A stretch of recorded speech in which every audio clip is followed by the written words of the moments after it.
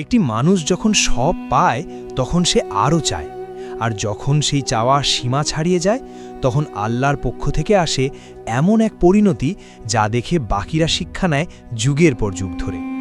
আজকের এই কাহিনী এমনই এক মানুষের গল্প, যে একসময় বাগদাদের সবচেয়ে ধনী সওদাগর ছিল, কিন্তু লোভ তাকে এমন এক জায়গায় নিয়ে গেল যেখান থেকে ফেরার পথ ছিল না। বহু বছর আগের কথা, আব্বাসীয় খিলাফতের সোনালী যুগে বাগদাদ শহর ছিল পৃথিবীর সবচেয়ে জমজমাট এবং সমৃদ্ধ নগরী। দজলা নদীর তীরে গড়ে ওঠা এই শহরে হাজার হাজার বণিক প্রতিদিন কেনাবেচা করত। পারস্য থেকে আসত রেশম, আফ্রিকা থেকে আসত সোনা, আর এই সব বাণিজ্যের কেন্দ্রে ছিল একটি বিশাল বাজার, যেখানে দিনের আলো ফোটার আগেই মানুষের ভিড় জমে যেত। সেই বাজারের সবচেয়ে বড় দোকানটি ছিল এক সওদাগরের। তার নাম ছিল হারুন ইবনে কাসিম। বয়স তখন 50-এর কোঠায়। চওড়া কাঁধ, গভীর চোখ, সাদা পাগড়ি, দামি পোশাক। তার কণ্ঠের আওয়াজ এত ভারী ছিল যে বাজারে কথা বললে দূর থেকেও মানুষ বুঝতে পারত কে কথা বলছে। হারুনের দোকানে ছিল না এমন কিছু বাগদাদে খুঁজে পাওয়া কঠিন ছিল। মণিমুক্তা থেকে শুরু করে দামি কাপড় সব কিছুই তার কাছে পাওয়া যেত। ব্যবসায় তার বুদ্ধি ছিল অসাধারণ। কোন মাল কখন কিনতে হবে, কোথায় বিক্রি করলে বেশি লাভ হবে, এসব সে যেন জন্ম থেকেই বুঝত। কিন্তু হারুনের একটি সমস্যা ছিল, আর সেটি হলো তার লোভ। সে যত পেত তত চাইত। 100 দিনার আয় হলে মনে হতো 1000 দিনার হলে ভালো হতো, 1000 হলে মনে হতো 10,000 হওয়া উচিত ছিল। তার মন কখনো তৃপ্ত হতো না। এই বিষয়ে তার পরিবার বারবার সতর্ক করত। তার স্ত্রী ফাতিমা বলতো, হারুন, আমাদের তো কোনো অভাব নেই, আল্লাহর শুকরিয়া আদায় করো, যা আছে তাতেই সন্তুষ্ট থাকো। কিন্তু হারুন হাসত এবং বলতো, তুমি বোঝো না ফাতিমা, ব্যবসার দুনিয়ায় যে থামে সে পিছিয়ে পড়ে।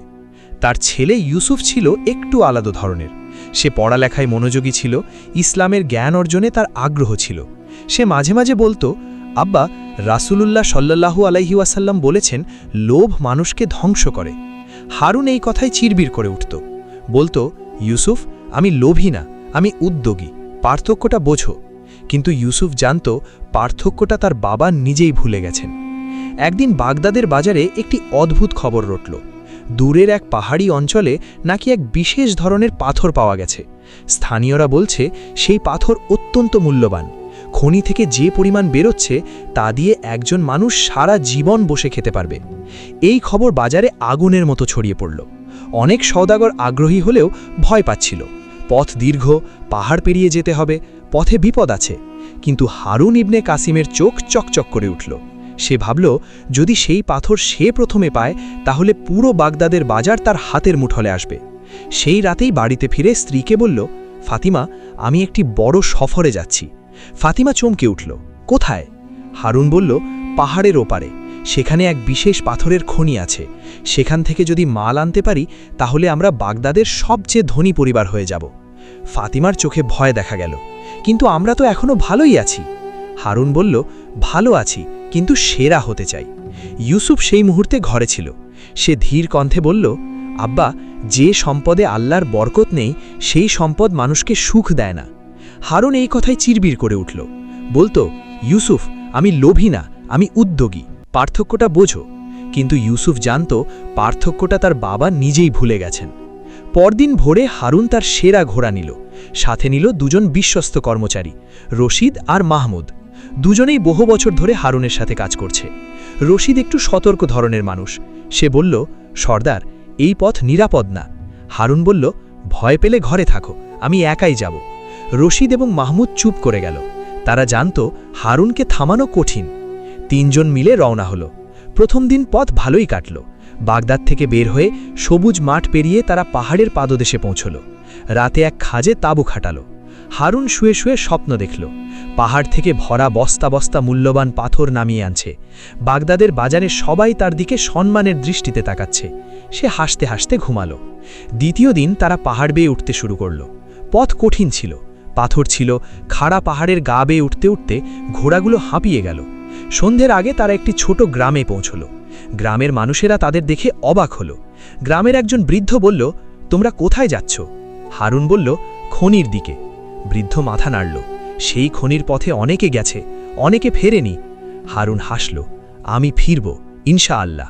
বৃদ্ধ বলল, ইনশাআল্লাহ বলছো, কিন্তু মনে নিচ্ছ না, সাবধান থেকো। তৃতীয় দিন সকালে তারা খনির কাছাকাছি পৌঁছল। সেখানে দেখা গেল আরও কিছু সওদাগর এসে আছে। তারাও একই খবর শুনে ছুটে এসেছে। হারুন তাদের দেখে মনে মনে চিন্তিত হল। এত প্রতিযোগী থাকলে সে একা সব পাথর পাবে না। সে রশিদকে বলল, দেখো কত লোক এসে গেছে। রশিদ বলল, তাতে কি সর্দার, সবার ভাগ হবে। কিন্তু হারুন ভাগাভাগি পছন্দ করত না।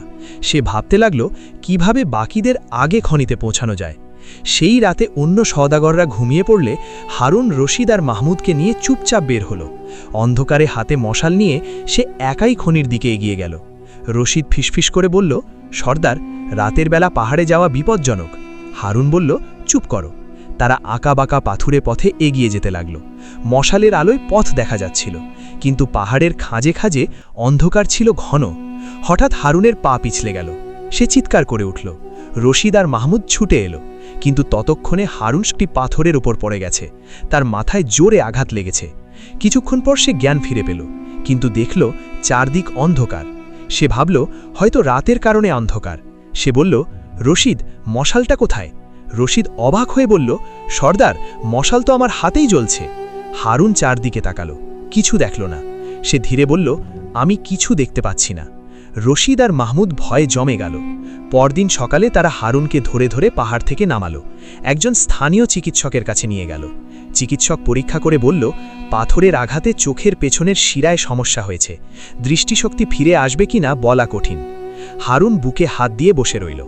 সেই লোভের পথে ছুটতে গিয়ে সে তার সবচেয়ে দামি সম্পত্তি হারিয়ে ফেলল, তার দুটি চোখ।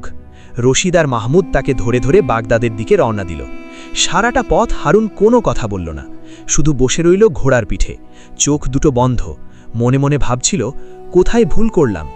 বাগদাদে ফিরে আসার পর খবর ছড়িয়ে পড়ল দ্রুত। হারুন ইবনে কাসিম অন্ধ হয়ে গেছে। বাজারের লোকজন বলাবলি করতে লাগল। কেউ বলল এটা তার পাপের ফল, কেউ বলল আল্লাহ পক্ষ থেকে পরীক্ষা, কেউ বলল লোভের পরিণতি। হারুন ঘরে ফিরে আসার পর ফাতিমা তাকে জড়িয়ে ধরে কাঁদল। ইউসুফ চুপচাপ দাঁড়িয়ে রইল। হারুন স্ত্রীর কাঁদার শব্দ শুনে বলল, ফাতিমা, কেঁদো না। ফাতিমা বলল, তোমাকে না করেছিলাম, তবু গেলে। হারুন বলল, আমি ভুল করেছি। এটাই সম্ভবত তার জীবনের প্রথম স্বীকারোক্তি। সপ্তাহ গেল, মাস গেল, হারুনের চোখ আর ফিরে আসেনি। কিন্তু আশ্চর্যের বিষয় হল, এই অন্ধত্ব তার ভেতরে এক অদ্ভুত পরিবর্তন আনল। আগে সে সারাদিন হিসাব করত, কত আয় হলো, কত ক্ষতি হলো। এখন সে সারাদিন বসে আল্লাহর কথা ভাবত। আগে কাউকে সময় দিত না, এখন ইউসুফকে পাশে বসিয়ে কোরআনের আয়াত শুনত। আগে মসজিদে যেত শুধু দেখানোর জন্য, এখন ইউসুফ তাকে হাত ধরে মসজিদে নিয়ে যেত এবং হারুন সেখানে ঘণ্টার পর ঘণ্টা বসে থাকত। একদিন মসজিদের ইমাম সাহেব তার পাশে এসে বসলেন। বললেন, হারুন, তুমি এখন আগের চেয়ে বেশি মসজিদে আসো। হারুন বলল, হুজুর, আগে চোখ ছিল কিন্তু দেখতাম না, এখন চোখ নেই কিন্তু যেন সব পরিষ্কার দেখতে পাচ্ছি। ইমাম সাহেব কিছু বললেন না, শুধু মৃদু হাসলেন। কিন্তু ব্যবসার কি হবে? হারুনের দোকান ছিল, কর্মচারী ছিল, কিন্তু নিজে তো আর দেখতে পাচ্ছে না। কে চালাবে? ইউসুফ বলল, আব্বা, আমি চালাবো। হারুন বলল, তুমি এখনো অনেক ছোট। ইউসুফ বলল, আপনি যখন শুরু করেছিলেন তখন কি বড় ছিলেন? হারুন চুপ হয়ে গেল। ইউসুফ দোকান সামলাতে লাগল, কিন্তু ইউসুফের ব্যবসার ধরন আলাদা ছিল। সে মানুষকে ঠকাতো না, সৎভাবে দাম নিত, গরিব মানুষদের কাছে কম দামে বিক্রি করত, প্রতি সপ্তাহে উপার্জনের একটা অংশ দান করত। হারুন ঘরে বসে ছেলের কাছ থেকে দিনের হিসাব শুনত। একদিন ইউসুফ বলল, আব্বা, আজ এক গরিব বিধবা মহিলা এসেছিলেন, তার ছেলের বিয়ে, টাকা নেই, আমি তাকে কিছু কাপড় বিনামূল্যে দিয়েছি। হারুন চুপ করে থাকল, তারপর ধীরে বলল, ভালো করেছ। ইউসুফ অবাক হল, কারণ আগের হারুন হয়তো রেগে যেত, বলতো ব্যবসায় দান করতে নেই, কিন্তু এই হারুন অন্য মানুষ। কয়েক মাস পরের ঘটনা। একদিন হারুন বাড়ির উঠানে বসেছিল, রোদের উষ্ণতা অনুভব করছিল। হঠাৎ একটি শিশুর কণ্ঠ শুনল। ছোট্ট মেয়েটি বলছে, দাদু, তুমি কেন চোখ বন্ধ করে আছো? হারুন বুঝল ইউসুফের মেয়ে আমেনা এসেছে, ফুলের মতো একটি শিশু। হারুন হাত বাড়িয়ে দিল, মেয়েটি হাত ধরল। হারুন বলল, দাদু এখন অন্ধ, কিছু দেখতে পাই না। মেয়েটি বলল, তাহলে কান্না করো না কেন? হারুন হাসল, বলল, কাঁদলে কি চোখ ফিরে আসবে? মেয়েটি বলল, আল্লাহ কি দিতে পারেন না? হারুন থমকে গেল। ছোট্ট একটি শিশুর মুখ থেকে এই কথাটা শুনে তার বুকের ভেতর কেমন করে উঠল। সে বলল, হ্যাঁ আমেনা, আল্লাহ পারেন, তিনি সব পারেন। আমেনা বলল, তাহলে দোয়া করো। হারুন চোখ বন্ধ করে হাত তুলল। সেই রাতে সে অনেকক্ষণ ধরে নামাজ পড়ল। ইউসুফ পাশে বসে থাকল। নামাজের পর হারুন বলল, ইউসুফ, আমাকে কিছু বলো। ইউসুফ বলল, কি বলবো আব্বা? হারুন বলল, আমি কি সত্যি এত লোভী ছিলাম? ইউসুফ একটু চুপ থাকল, তারপর বলল, আব্বা, আপনি খারাপ মানুষ ছিলেন না, আপনি শুধু ভুল পথে হেঁটেছিলেন। হারুন বলল, পার্থক্যটা কি? ইউসুফ বলল, খারাপ মানুষ ভুল জেনে ভুল করে, আর আপনি জানতেন না যে ভুল করছেন। হারুন বলল, এখন জানি। ইউসুফ বলল, এটাই যথেষ্ট আব্বা। মাসের পর মাস কাটতে লাগল। হারুন এখন আগের মতো নেই। সে বাজারের হিসাব আর করে না, সে শোনে। ইউসুফের কণ্ঠে কোরআনের আয়াত শোনে, পাড়ার মানুষের কথা শোনে, বৃষ্টির শব্দ শোনে। একদিন বাজারে এক পুরনো প্রতিযোগী সওদাগর এসে হারুনের সাথে দেখা করল। লোকটির নাম কামাল। বহু বছর ধরে হারুনের সাথে তার প্রতিযোগিতা ছিল। কামাল বলল, হারুন, তোমার অবস্থা দেখে কষ্ট পেলাম। হারুন বলল, কষ্ট পাওয়ার কিছু নেই কামাল। কামাল বলল, এখন কেমন আছো? হারুন হাসল। জীবনে এই প্রথম মনে হচ্ছে আছি। কামাল অবাক হল, বলল, মানে? হারুন বলল, আগে আমি ছিলাম কিন্তু অনুভব করতাম না, এখন চোখে দেখি না কিন্তু অনেক কিছু অনুভব করি। কামাল কিছু বলল না, কিন্তু সে চলে গেলে অনেকক্ষণ ভাবতে থাকল। এই শহরে একটি প্রচলিত ছিল যে হারুন এখন বাজারে পরামর্শ দেয়। অবাক লাগছে? অন্ধ হারুন পরামর্শ দেয়। কিন্তু সত্যি কথা হলো, হারুনের কাছে এখন এমন জ্ঞান আছে যা আগে ছিল না। ব্যবসায়িক হিসাব সে আর দেয় না, কিন্তু জীবনের হিসাব সে দেয়। কেউ এলে বলতো, ভাই, সততার সাথে ব্যবসা করো। কেউ এলে বলতো, ভাই, লোভ থেকে সাবধান থেকো। কেউ এলে বলতো, ভাই, পরিবারকে সময় দাও। মানুষ তার কথা শুনত, কারণ তারা জানত এই মানুষ শুধু কথা বলছে না, সে তার নিজের জীবন দিয়ে শিখেছে। একদিন এক তরুণ সওদাগর এলো, নাম তার ইদ্রিস। বয়স হারুনের ইউসুফের কাছাকাছি।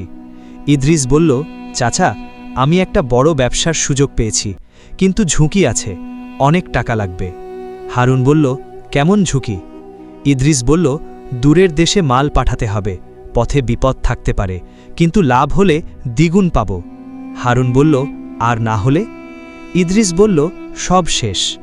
হারুন একটু চুপ থাকল, তারপর বলল, ইদ্রিস, তোমাকে একটা কথা বলি। ইদ্রিস মনোযোগ দিয়ে শুনল। হারুন বলল, লাভের কথা ভাবার আগে একবার ভাবো, যদি না হয় তাহলে পরিবারটা কোথায় থাকবে? লাভ হলে সুখ, না হলে বরবাদ। এই হিসাবে কখনো একা নিজের জন্য সিদ্ধান্ত নিও না, পরিবারকে জিজ্ঞেস করো। ইদ্রিস চুপ করে থাকল। হারুন বলল, আমি একবার এই ভুল করেছিলাম। তখন মনে করেছিলাম পরিবারের কথা বোঝার দরকার নেই, আমি জানি কি করতে হবে, কিন্তু জানতাম না পরিবার যা বুঝেছিল আমি তা বুঝিনি। ইদ্রিস উঠে দাঁড়াল, বলল, ধন্যবাদ চাচা। হারুন বলল, সিদ্ধান্ত নেওয়ার আগে 2 রাকাত নামাজ পড়ো, আল্লাহর কাছে পথ চাও। ইদ্রিস চলে গেল। পরে জানা গেল সে সেই ঝুঁকিপূর্ণ ব্যবসায় যায়নি। পরিবারকে জিজ্ঞেস করেছিল, সবাই না বলেছে। সে শুনেছে এবং পরবর্তী বছর ছোট কিন্তু নিরাপদ একটি ব্যবসায় সে ভালোই করেছে। হারুনের জীবনে এর পর থেকে যা হলো তা ছিল অপ্রত্যাশিত। সে গরিব হল না, কিন্তু আর বড়লোক হওয়ার চিন্তাও করল না। ইউসুফ দোকান চালাত, ঘর চলত, পরিবার ভালো ছিল। হারুন এখন দিনের বড় একটা সময় মসজিদে কাটাত, ইমাম সাহেবের সাথে ধর্মীয় আলোচনায় বসত, মানুষের সমস্যা শুনত। একদিন ইমাম সাহেব বললেন, হারুন, তোমার চোখ না থাকলেও তোমার অন্তরের চোখ এখন অনেক পরিষ্কার। হারুন বলল, দুনিয়ার চোখ দিয়ে শুধু দুনিয়া দেখতাম, এই চোখ না থাকায় এখন আখেরাতের কথা ভাবি। ইমাম সাহেব বললেন, এটাই হয়তো আল্লাহর পরিকল্পনা ছিল। হারুন মাথা নাড়ল। বছর 3 পর হারুন একদিন রাতে শুয়েছিল, ঘুম আসছিল না। হঠাৎ সে একটু আলো দেখতে পেল, ভাবল হয়তো স্বপ্ন। কিন্তু সকালে উঠে দেখল ঘরের জানালায় একটু আলো যেন ধরা পড়ছে। সে চিৎকার করে ডাকল, ফাতিমা। ফাতিমা ছুটে এলো। হারুন বলল, সেই জানালায় কি আলো আছে? ফাতিমা বলল, হ্যাঁ, ভোরের রোদ পড়েছে। হারুনের কণ্ঠ কেঁপে উঠল। সে বলল, আমি দেখতে পাচ্ছি। ফাতিমা বিশ্বাস করতে পারল না। ইউসুফকে ডাকল। সবাই এলো। হারুন ধীরে ধীরে উঠে দাঁড়ালো। তার চোখে পানি। সে একটু একটু দেখতে পারছে, পুরোপুরি না, ঝাপসা, কিন্তু আলো বুঝতে পারছে, আকৃতি বুঝতে পারছে। ইউসুফ বলল, আব্বা। হারুন ছেলের মুখের আবছা ছায়া দেখে বলল, আলহামদুলিল্লাহ। চিকিৎসকরা বলল, এটা অলৌকিক না, কিন্তু বিরল। কখনো কখনো শিরার ওপর চাপ কমলে দৃষ্টি আংশিক ফিরে আসে, কিন্তু হারুন জানত এটা শুধু শিরার হিসাব না। সে বলল, আমার চোখ পুরোপুরি ফিরে আসেনি, কিন্তু এটুকুই আল্লাহর অনেক বড় নেয়ামত। সে আর আগের মতো পুরো দৃষ্টি ফিরে পেল না, ঝাপসা দেখত, কিন্তু সে কোনো অভিযোগ করল না। বছর গড়িয়ে গেল। হারুন এখন বৃদ্ধ হয়েছে, চুল সাদা হয়ে গেছে, চলতে কষ্ট হয়, কিন্তু প্রতিদিন মসজিদে যায়। বাগদাদের মানুষ তাকে চেনে, কিন্তু এখন তারা তাকে চেনে ধনী সওদাগর হিসেবে না, চেনে জ্ঞানী বৃদ্ধ হিসেবে। একদিন বাজারে একটি ঘটনা হলো। একটি তরুণ ছেলে ধরা পড়ল চুরি করতে গিয়ে। বাজারের মানুষেরা তাকে মারতে উদ্যত হল। হারুন সেখানে ছিল। ইউসুফ তাকে ধরে এনেছিল। হারুন বলল, থামো। সবাই থামল। হারুন বলল, ছেলেটিকে আমার কাছে আনো। ছেলেটিকে আনা হলো, কাঁপছে। বয়স বড়জোর 15-16। হারুন বলল, কেন চুরি করলে? ছেলেটি বলল, মা অসুস্থ, ওষুধ কেনার টাকা নেই। হারুন একটু চুপ থাকল। তারপর ইউসুফকে বলল, তার মায়ের ওষুধের টাকা দাও। সবাই অবাক হল। হারুন বলল, এই ছেলে খারাপ না, পরিস্থিতি তাকে এখানে এনেছে। যদি আমরা তার পাশে থাকি তাহলে সে সঠিক পথে আসবে। ছেলেটি কেঁদে ফেলল। সেই ছেলে পরে ইউসুফের দোকানে কাজ নিল, সৎভাবে কাজ করল। বছর দুয়েকের মধ্যে সে নিজে একটা ছোট ব্যবসা শুরু করল। এটাই ছিল হারুনের পরিবর্তনের শক্তি। একদিন সন্ধ্যায় হারুন ঘরের সামনে বসেছিল। আমেনা পাশে এসে বসল। আমেনা এখন একটু বড় হয়েছে। সে বলল, দাদু, তুমি কি এখনও খনির কথা মনে করো? হারুন হাসল, বলল, মনে করি। আমেনা বলল, কেন গিয়েছিলে? হারুন বলল, লোভের কারণে। আমেনা বলল, লোভ কি? হারুন বলল, যখন মানুষের কাছে অনেক কিছু থাকে কিন্তু তবুও সে আরও চায় এবং সেই চাওয়া তাকে ভুল পথে নিয়ে যায়, সেটাই লোভ। আমেনা বলল, তাহলে লোভ করা ঠিক না।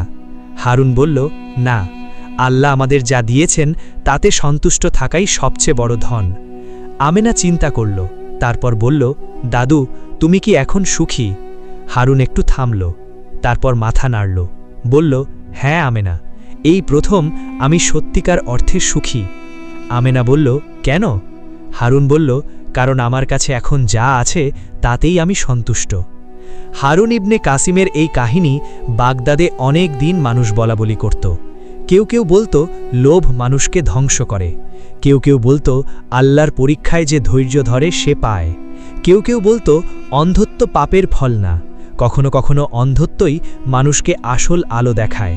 কিন্তু সবাই একটি বিষয়ে একমত ছিল, হারুন যখন চোখ দিয়ে দেখতে পেত তখন সে অন্ধ ছিল, আর যখন চোখের আলো গেল তখন সে দেখতে পেল। এই কাহিনী আমাদের শেখায়, সম্পদ আল্লাহর নেয়ামত, কিন্তু সম্পদের পেছনে এমনভাবে ছুটলে চলে না যে নিজেকে নিজে ধ্বংস করে ফেলি। পরিবার আল্লাহর সবচেয়ে বড় দান, কিন্তু আমরা প্রায়শই সেই দানের মূল্য বুঝি না।